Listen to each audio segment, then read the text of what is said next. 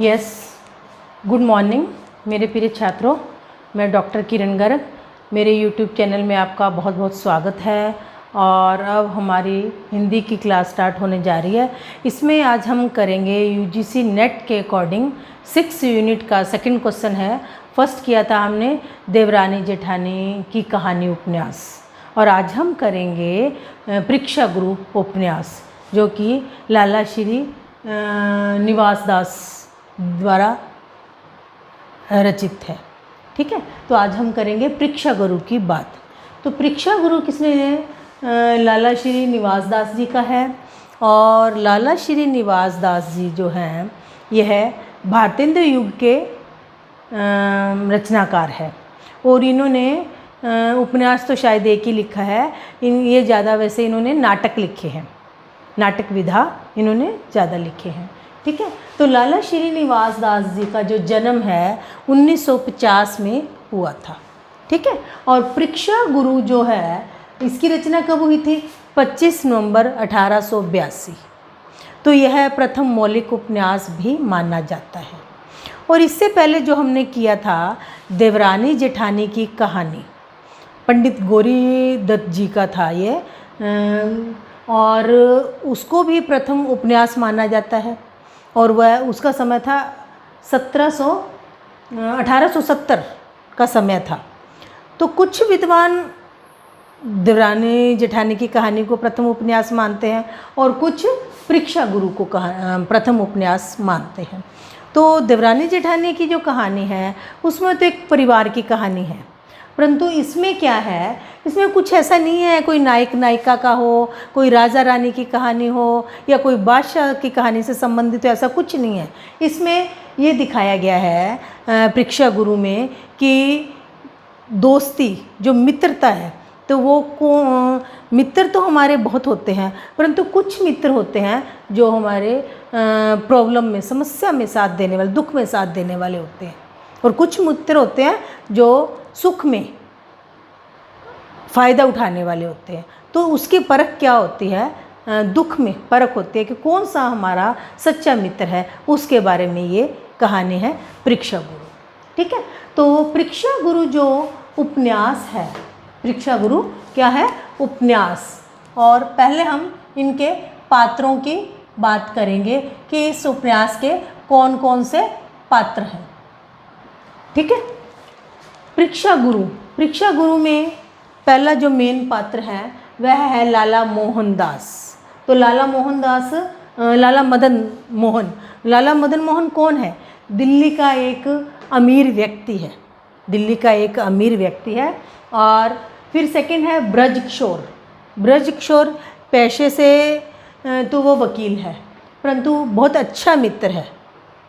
मित्र तो इनके मदन मोहन जी के बहुत सारे हैं, परंतु उनमें से ब्रज किशोर एक अलग ही टाइप का और एक अच्छा मित्र है, दुख में साथ देने वाला। ठीक है, इसी से संबंधित कहानी है। तो जो ब्रज किशोर है ये गरीब परिवार से है, और यह पढ़ाई में बहुत होशियार था। तो पढ़ाई करते समय इसके पिता के पास इतना पैसा नहीं था कि इसको पढ़ा सके।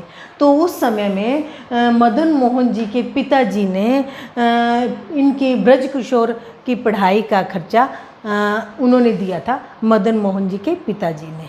तो इस तरह से ब्रज किशोर के परिवार और मदन मोहन जी के परिवार में आपसी अच्छे संबंध रहे हैं, और ब्रज किशोर पढ़कर वकील बन जाता है। तो वह इस परिवार का, मदन मोहन जी का सम्मान करता है। ठीक है, नेक्स्ट पात्र है मास्टर शंभू दयाल जी। तो मास्टर शंभू दयाल जी मदन मोहन जी को अंग्रेजी पढ़ाने के लिए रखे गए हैं, परंतु मदन मोहन जी का पढ़ाई में कोई रुचि नहीं है, और पढ़ाई में रुचि नहीं है, पढ़ना नहीं चाहते। तो मास्टर शंभू दयाल क्या करते हैं, अगर वो पढ़ना नहीं चाहते तो वो भी कोई इंटरेस्ट नहीं लेते पढ़ाने में, वो अन्य व्यसनों में, नाटक कहानियों में उनको उलझाए रखते हैं, लगाए रखते हैं, टाइम पास करते हैं। ठीक है, फिर नेक्स्ट जो पात्र है मुंशी चुन्नीलाल जी। यह बहुत चतुर व्यक्ति है, यह अपनी चतुराई से, चालाकी से मदन मोहन जी से लाभ उठाता है, अपने खर्चे निकालता है। इस तरह का व्यक्ति है। ठीक है। फिर नेक्स्ट आ गया पंडित पुरुषोत्तम दास जी। पंडित पुरुषोत्तम दास जी कैसा व्यक्ति है? ये ईर्ष्यालु व्यक्ति है। इसको किसी की भी तरक्की सफलता पसंद नहीं है, ईर्ष्या होती है किसी की तरक्की को देखकर। ये इस तरह का व्यक्ति है पंडित पुरुषोत्तम दास। फिर आ गया बाबू बैजनाथ। बाबू बैजनाथ क्या है? यह अंग्रेजी का इनको काफ़ी ज्ञान है, बल्कि जो जितने भी दोस्त हैं मदन मोहन जी के, उसमें से सबसे ज़्यादा पढ़ा लिखा व्यक्ति है बाबू बैजनाथ, और यह ईस्ट इंडिया की रेलवे कंपनी में नौकरी करते हैं। ठीक है। नेक्स्ट आ गया फिर हकीम अहमद हुसैन, लाला हरदयाल, हरकिशोर, ये सारे मित्र हैं। परंतु ये सारे मित्र कैसे मित्र हैं? जो मदन मोहन जी के चारों तरफ मतलब अपने घेरे में उनको रखते हैं, चारों तरफ बैठे रहते हैं, उनसे बातचीत करते हैं, उनकी प्रशंसा करते रहते हैं, और मदन मोहन जी को भी ये सब अच्छा लगता है, प्रशंसा करवाना। तो ये सारे मित्र, इस तरह के सभी मित्र जो है ये स्वार्थी है, अच्छे मित्र नहीं है जो दुख में साथ देने वाला है। एक सिर्फ ब्रज किशोर जो उनका मित्र है वह एक अच्छा मित्र है। ठीक है। इसी से संबंधित कहानी है। फिर है मिस्टर ब्राइट जो दुकानदार है। मिस्टर ब्राइट के पास ये सब दोस्त खरीदारी करने के लिए जाते हैं, तो मिस्टर ब्राइट एक दुकानदार है। ठीक है। फिर है प्रियवदा। प्रियवदा कौन है? मदन मोहन जी की पत्नी है, जो कि एक अच्छी समझदार नारी के रूप में उन्होंने अपना पात्र मीन्स फर्ज निभाया है परिवार में। ठीक है। तो यह थे परीक्षा गुरु उपन्यास के पात्र। अब हम कहानी की शुरुआत करते हैं। तो कहानी की शुरुआत ऐसे होती है कि दिल्ली के बाज़ार में एक दुकान पर ये सब दोस्त ख़रीदारी करने जाते हैं। तो वहाँ पर एक दुकान पर ये सब होते हैं। तो मिस्टर ब्राइट दुकानदार है, वो उनको तरह तरह की चीज़ें दिखा रहा है, जिसमें से एक कांच का गुलदस्ता टाइप में है, वो उनको बहुत पसंद आता है। किसको? मदन मोहन जी को बहुत पसंद आता है, और वो उसका मीन्स कीमत पूछता है मिस्टर ब्राइट से। तो मिस्टर ब्राइट कहते हैं कि अभी अभी एक अमीर आदमी यह गुलदस्ता, जो कांच का गुलदस्ता है, ये लेकर गया 3000 रुपये में, परंतु आप मेरे मित्र हो इसलिए मैं 400 कम कर दूंगा और आपको इतना फ़ायदा कर दूंगा। तो मदन मोहन जी को वह पसंद आता है, और वह उसको बाकी दोस्त भी उनको ख़रीदने के लिए कहते हैं कि हाँ बहुत अच्छा है, सुंदर है, आपके घर की शोभा बढ़ेगी। इस तरह से सारे उसकी प्रशंसा करते हैं, और मदन मोहन जी उनको मिस्टर ब्राइट को यह गुलदस्ता देने के लिए कह देते हैं। परंतु जो ब्रज किशोर उनका मित्र होता है, वो उसको मतलब मदन मोहन जी को इसके लिए फिजूल खर्ची कहता है कि मदन मोहन को कहता है कि इसके बिना भी तो काम चल सकता है, इसकी क्या ज़रूरत है, फिजूल खर्ची है। परंतु जब सारे दोस्त मिलकर वो ख़रीदने के लिए कहते हैं, तो इस तरह मदन मोहन जी उसके लिए हाँ कर देते हैं, और इस तरह से वह गुलदस्ता ले लेते हैं। लाला जी की कमियों के कारण, लाला जी का व्यवहार और कमियों के कारण सभी दोस्तों से दूर हो गए, और जो उनकी पत्नी होती है प्रियवदा, बहुत अच्छी नारी होती है, घर को बड़े ही व्यवस्थित ढंग से चलाती है, पति से प्रेम करने वाली होती है, परंतु लाला जी का जो व्यवहार है उसके कारण वह अपनी पत्नी से भी दूर होते चलेगी। तो इस तरह से समस्याएं बढ़ती गई, और लाला जी चारों तरफ से परेशानियों से घिरते गए।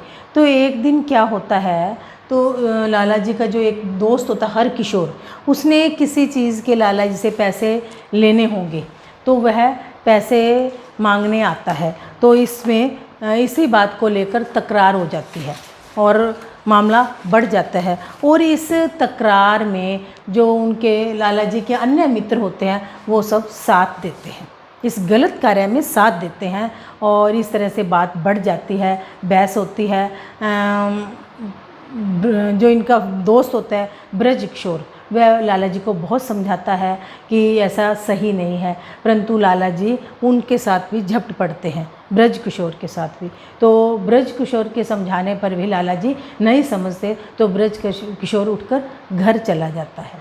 तो जब उनकी पत्नी को ये सब पता चलता है कि मामला इतना बढ़ गया है और ऐसे ऐसे ब्रज किशोर की भी उन्होंने सम्मान नहीं किया, उनको भी बहस करके घर भेज दिया, चले गए ब्रज किशोर, तो वह अपने बच्चों के द्वारा ब्रज किशोर को संदेश भिजवाती है और कहती है कि माफ़ी मांगती है और ये कहती है कि आप हमारा साथ नहीं छोड़ोगे, कोई भी परिस्थिति, चाहे हमारी कैसी भी परिस्थिति हो, आप हमारा साथ नहीं छोड़ोगे, क्योंकि वो ब्रज किशोर को अपना भाई मानती है। तो ब्रज किशोर भी यह कहता है कि कोई बात नहीं है, बात इतनी बड़ी नहीं है कि हमारी दोस्ती ख़त्म हो जाए लाला जी के साथ, और कोई बात नहीं, हर परिस्थिति में आपका मैं साथ दूंगा।